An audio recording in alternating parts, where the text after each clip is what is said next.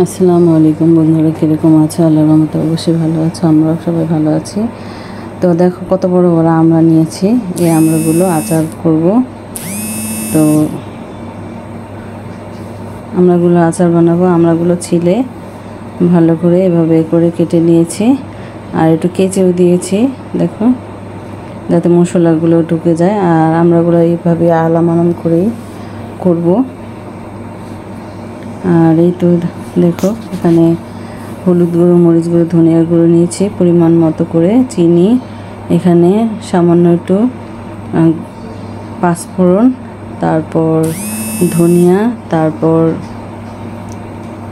জিরা আর সর্ষ নিয়েছি।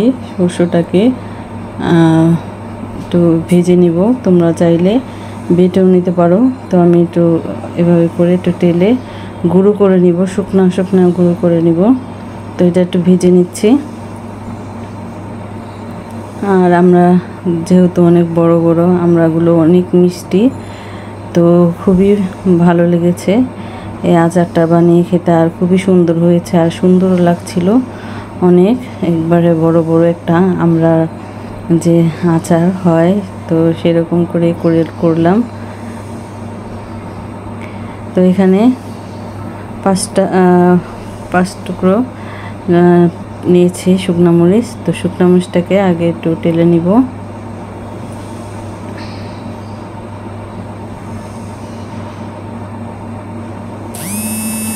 এই তো টেলে নিচ্ছি। আর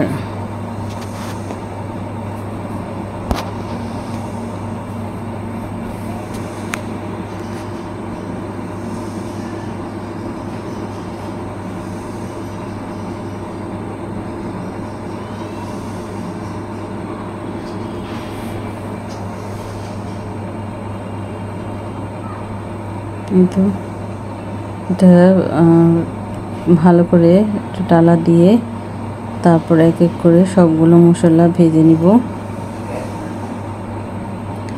তো আচারের যে মশলাগুলো কি কি ব্যবহার করেছি সেটাই তোমাদের কাছে দেখালাম আগেই।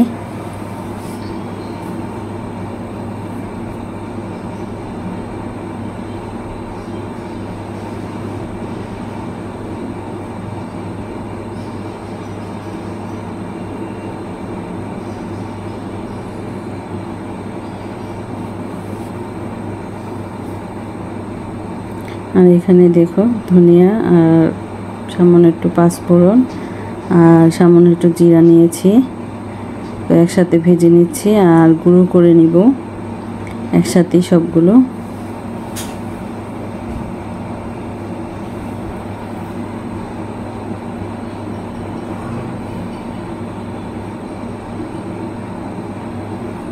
আর সেগুলো ভেজে নামিয়ে ফেললাম।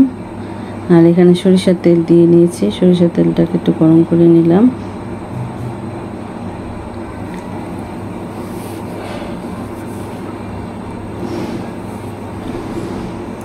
এখানে সামান্য একটু নিয়েছি হলুদ গুঁড়ো আর মরিচ গুঁড়ো আর ধনিয়ার গুঁড়ো নিয়েছি, আর স্বাদ মতো লবণ দিয়ে দিয়েছি। তো এখন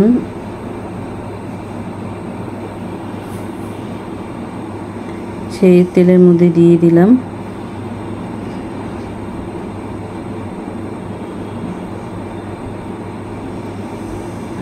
আর এখন এই আমড়াগুলো দিয়ে দিলাম।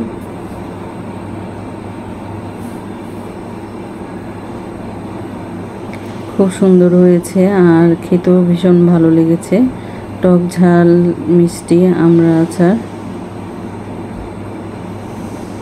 তো আমড়াগুলো দেখতে যে সুন্দর, তার জন্য আমড়াগুলো আর কাটলাম না, এইভাবে আস্তে আস্তে করেই আমড়ার আচারটা বানালাম। খুবই সুন্দর হয়েছে, দেখতে যেরকম ভালো লাগছিল খেতেও সেরকম হয়েছে। আর এখানে চিনি দিয়ে দিলাম পরিমাণ মতো। তো আমি এখানে কিন্তু কোনো পানি অ্যাড করব না।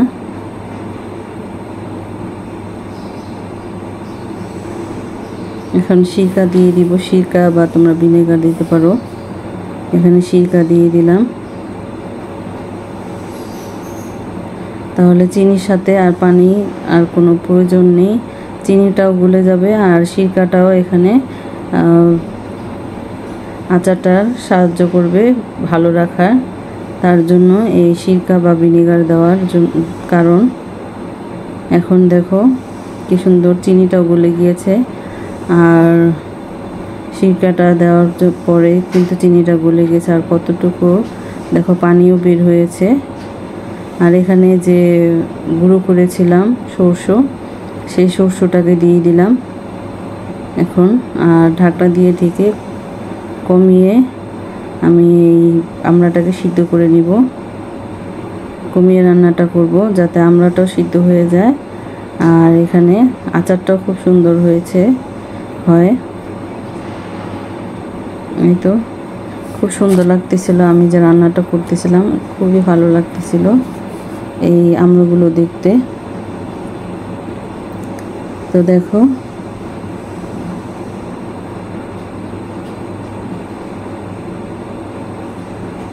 খুবই সুন্দর একটা গ্রান বের হয়েছিল।